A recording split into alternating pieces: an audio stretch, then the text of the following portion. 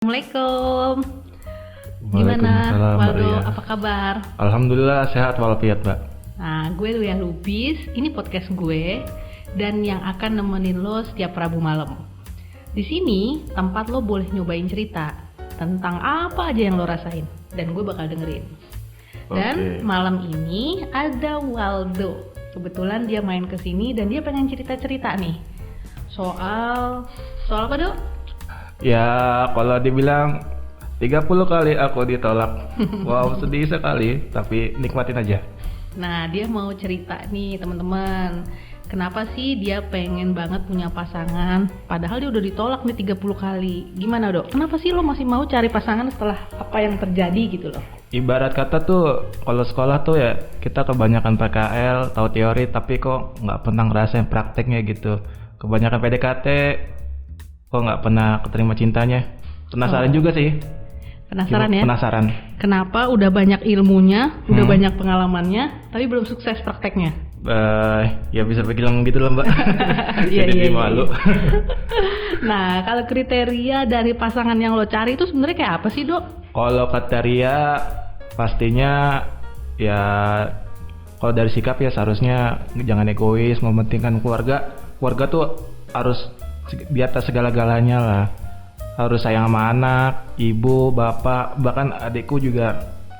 Terus kalau suku, kalau boleh ya jangan dari Jawa atau Sumatera, yang lain lah. Spesifik banget itu ya? Iya, karena aku pengen ngumpulin tuh pas Lebaran tuh Indonesia mini gitu. Ada Sragen, Padang, Kalimantan, NTT.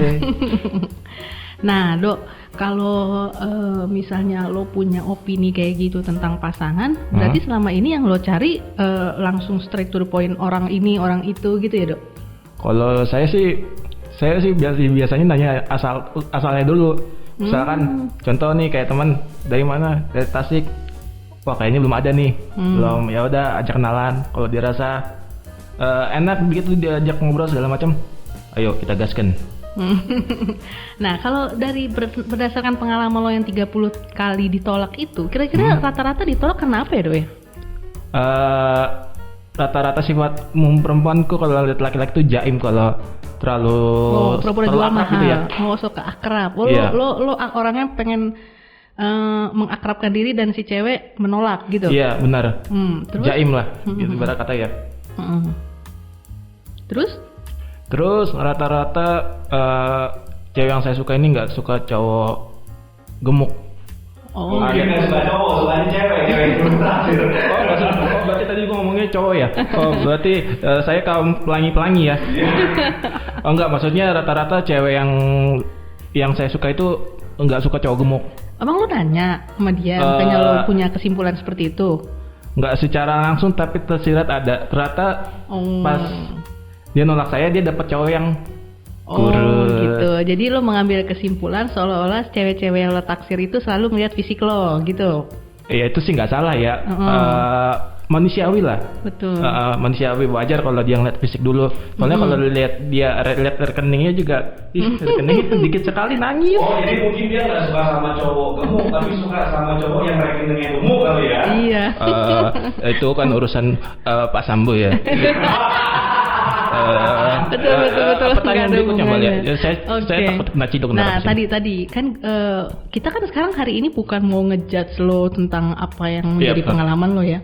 Tapi gimana caranya kita mau belajar dari pengalaman. Makanya gue tanya, lo udah evaluasi belum dari bentuk-bentuk pendekatan lo, kira-kira apa nih yang kedepannya bisa lebih baik lah gitu? Kalau dari pendekatan mungkin selama ini gue itu kalau sepak bola tuh gegen pressing kali ya. Apa tuh? Terlalu menekan. Oh gitu. Terlalu menekan.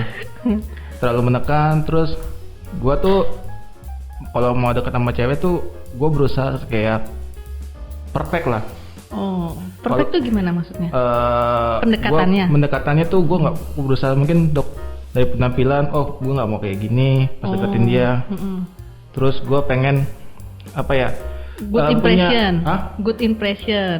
Minimal good looking, Mbak. Oh, minimal good looking. Oke. Kalau dibilang expression, saya sih belum bisa banget, cuma saya mau lihat kacamata perempuan umum dulu. Perempuan tuh maunya kayak gimana, saya berusaha untuk mewujudkannya, walaupun dalam bentuk badan belum bisa. Oh, jadi apa itu nggak terlalu memaksakan diri, justru pressure buat lo, seolah-olah lo harus sesuai dengan kriteria cewek-cewek? Awalnya salah.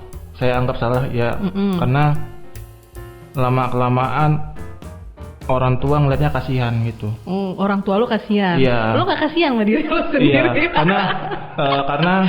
karena ibarat kata tuh ambisi saya tuh udah sama kayak negara di Korea sana, ambisinya pengen nuklir tapi nggak jadi. Saya nggak perlu spoiler ya, negara itu negara mana, cuman dia ada di Teluk Korea. Lo nggak? Korea tadi, makanya nggak usah acara spoiler gimana ceritanya. Oh iya, sorry, Pak produser galak amat, ampun Pak, ampun. Nah, kalau misalnya nih, sekarang anggaplah ada cewek yang pengen lo deketin nih, yang nomor 31. Lo pengen sukses dong, ya kan? Pasti Mbak. Nah, coba kira-kira seperti apa persiapan lo? Kalau gue sendiri ya biasanya tuh gue speak dulu Mbak. Speak dulu. Halo, boleh kenalan nggak gini. Iya. Ya itu umum, terus kalau dia dirasa diajak ngobrolnya udah mempan, baru nanya ke hal yang spesifik. Apa tuh spesifik? Misalkan dia tinggalnya di mana, terus boleh tahu nggak keluargamu? Karena buat saya, kalau saya tahu dia, kalau saya nggak tahu keluarganya, ya pacaran juga dalam karung gitu Mbak. Mau pacaran, mau sensus penduduk, tanyain keluarganya berapa. Karena kalau menurut saya ya, menikah itu nggak cuma kami berdua, tapi keluarga ikut menikah juga Gue di belum bahas dalamnya. menikah loh, gue masih bahas ini pendekatan. Ya, saya udah mikir ke sana soalnya. Jauh sekali. Visioner ya. Soalnya daerah Kalimalang yang gitu, pikirannya jauh banget gitu. Nah, Soalnya sekarang gitu. justru gue mau nanya nih, siap. kita tanya sama yang udah pengalaman. Gimana Dimas, lo punya masukan apa nih buat Pak Waldo nih? Wah, masukan ya, kenapa jadi saya? Karena Jadi sebenarnya kalau gue pribadi mah adalah diri lu sendiri aja. Kalau lu mau deketin perempuan gitu ya, Iya. jadi diri lu aja sendiri, gak usah jadi orang lain gitu loh. Karena kadang perempuan itu sekarang lebih suka sama sama cowok gemuk daripada sama cowok maco. Karena cowok maco itu rata-rata pacarnya cowok juga. Tapi pernah, sorry mas, gue pernah ditolak sama Cowok? cewek gemuk yang nolak gue gara-gara gue gemuk. Cewek Cewek gemuk? gemuk nolak gue gara-gara gue gemuk. Itu kurang ada aja berarti ya. Gue nggak bilang kayak gitu ke dia, cuman setelah dia nolak gue, dapatnya kurus. Padahal dia sendiri gemuk, tapi nolak gue gara-gara gue gemuk. Lu pengen balance aja sebenarnya dia. Kalau misalkan lu sama dia jalan berdua saja jadi kayak angka 00, dia pengennya angka 01. Oh iya, nah itu mana angkot mas? Ya. Angkot 01.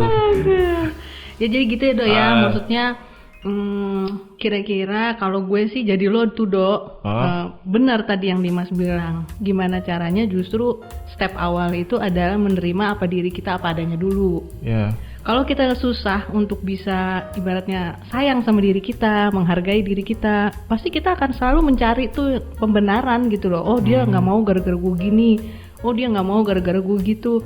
Itu sebenarnya nggak ada benefitnya Dok buat lo ke depannya. Malah lo jadi makin kurang percaya diri lah gitu. Tapi Mbak sejujurnya itu sebelum pandemi saya memang berpikir kayak begitu. Setelah ditolak sama yang gemuk, karena nolak gemuk ini Yang nomor akhirnya berapa kira-kira dia tuh Dok? Iya, akhirnya saya jadi belajar juga. Oh ya udah, saya diri saya sendiri aja, nggak perlu saya di ibarat kata tuh spesifikasinya tuh dibagus-bagusin, udah spesifikasinya gini aja teman.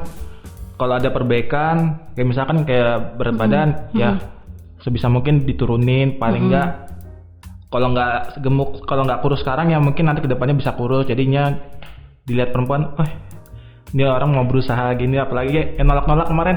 Gua harap lu nyesel. Gua harap kalau Iya nggak pasti ini, nyesel kok. seharusnya sih nyesel. Betul. Kenapa? Karena dibalik seorang Waldo yang tadi lo ceritakan tentang diri lo seperti itu, gue nggak punya sudut pandang kayak gitu loh Dok. Ya mungkin Mbak Lia kan berkaca pada perempuan era lama, kalau saya nyebutnya era lama. Karena gue tua banget. Karena jujur perempuan di era lama itu nggak ribet. Oh, ini sekarang generasi Zen. Generasi Z itu tuh sorry ya, gue bukannya ini, tapi jujur perempuan generasi Z itu cari pasangan tuh ribet, harus perfect. Padahal ada film imperfect gitu. Dari cewek gemuk menyadari kekurangannya ya dia bisa menerimanya. Saya Mungkin belajar lu dari cocoknya sama film. cewek-cewek era lama dong. Memang lu mau gue bantuin cari era lama. Jujur ya, memang saya emang benar Mas. Contoh ibu saya, bapak saya tuh suka sama ibu saya gara-gara dia beda Era dengan lama. yang lain gitu. Karena Oh. ibu saya yang lain kapan, ibu saya enggak gitu. Jadi kayak cewek desa banget gitu. Kan ibu saya kan dari desa, dari Seragen gitu. Saya mau sih kayak gitu udah nggak usah kebanyakan ini, udah ribet segala macam. Terakhir itu bukan buat yang itu, buat taruh di Stagen itu. Oh, iya. Itu lawakan yang saya nggak nyambung gitu. Aduh. Si bapak bisa aja dong. Aduh, saya masih kecil soalnya pak. Apanya kecil dari sampai bawa gede semua begitu.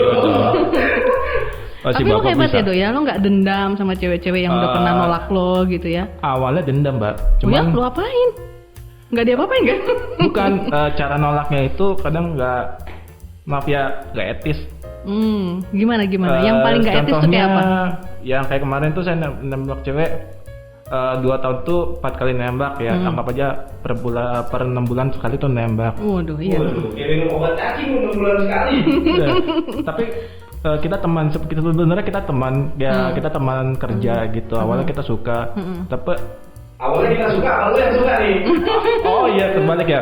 Awalnya saya dulu yang suka, cuman mungkin karena saya terlalu berpikir malah sama dia 5 tahun atau 2 tahun kemudian tuh bakal nikah ternyata.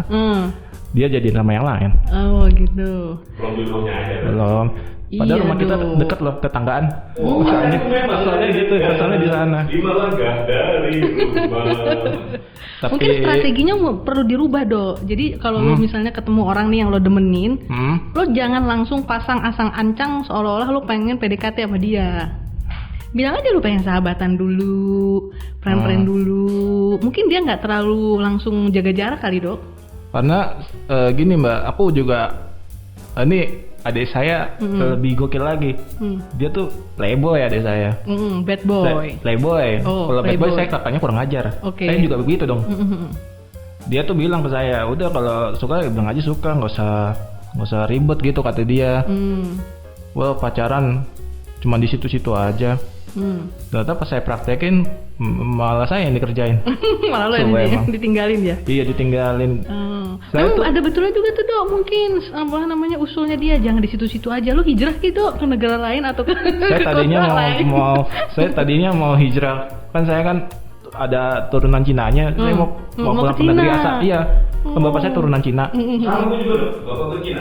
Ah, Nenek moyangku Cina. Nenek moyangku seorang pelaut. Nenekku seorang Makanya pelaut. Cina.